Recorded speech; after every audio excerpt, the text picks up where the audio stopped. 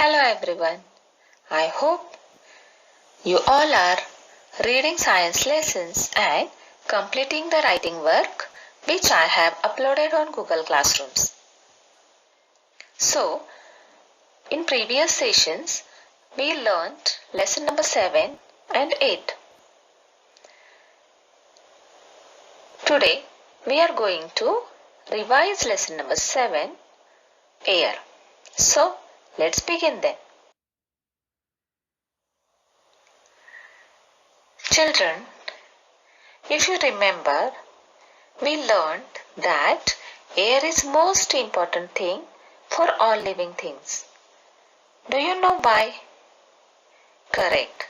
Because air is necessary for breathing for all living things and it is not possible for anyone to live without breathing.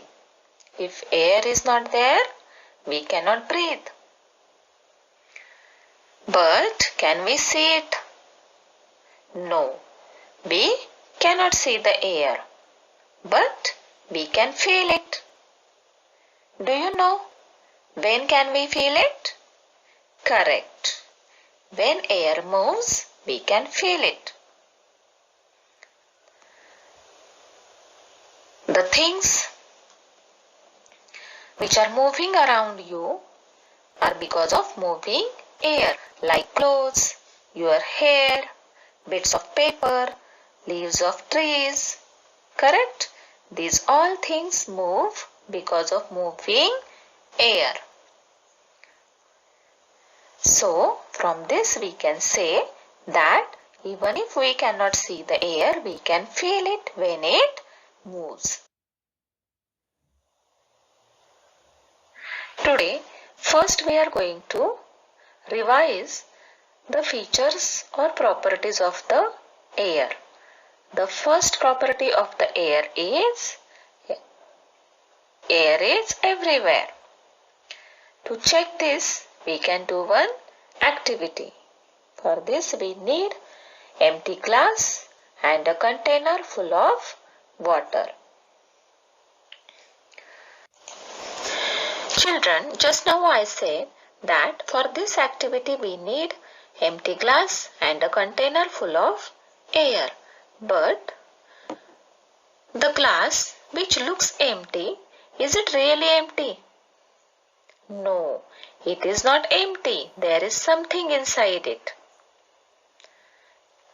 So, can you guess what is it? Yes, it is air. The empty glass which looks empty is not empty, but there is air inside the empty glass. To check that there is air in the glass, you can press the empty glass straight down in the water and observe, is water entering in the glass? No, it cannot enter in the glass. Can you tell me why it is not possible for water to enter in the glass? Yes, because there is something inside that glass which is occupying the space inside that glass, and it is air. To fill the glass with the water, we need to take air out to allow the water to go in the glass. For that, you can slowly tilt the glass and just observe what happens. You will see the bubbles in the water which are coming out of the glass after tilting the glass. And these bubbles are of air. So, when these air bubbles will come out, then water will go in the glass. From this we can say that the space around you is not empty, but it is full of air. Children, the next feature of the air is air fills things, or you can say air occupies space.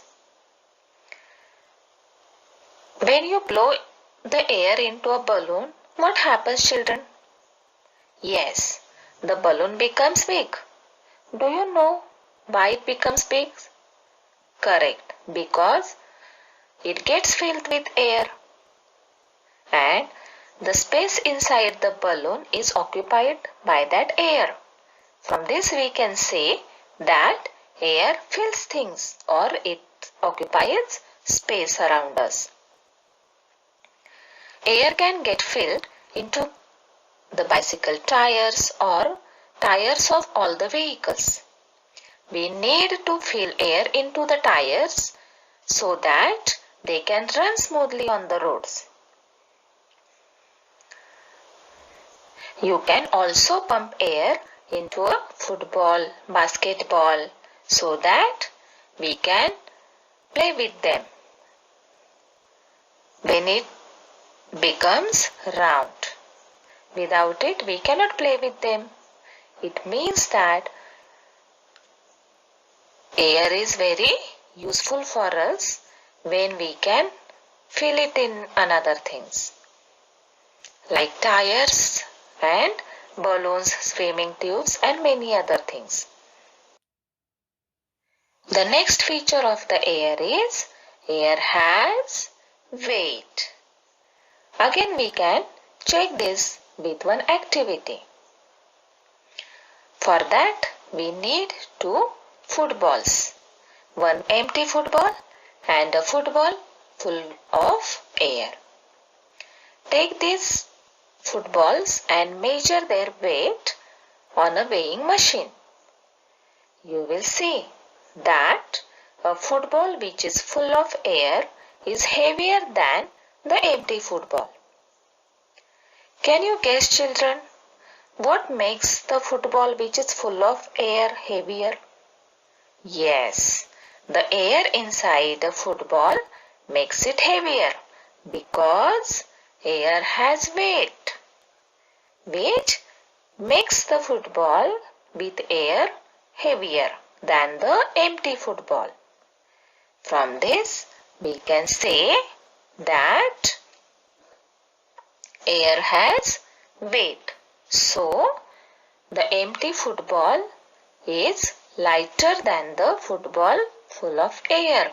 Or you can say the football which is full of air is heavier than the empty football. Correct?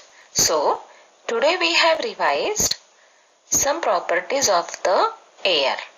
Remaining lesson we are going to revise in the next video. So, that's it for today. Thank you and goodbye.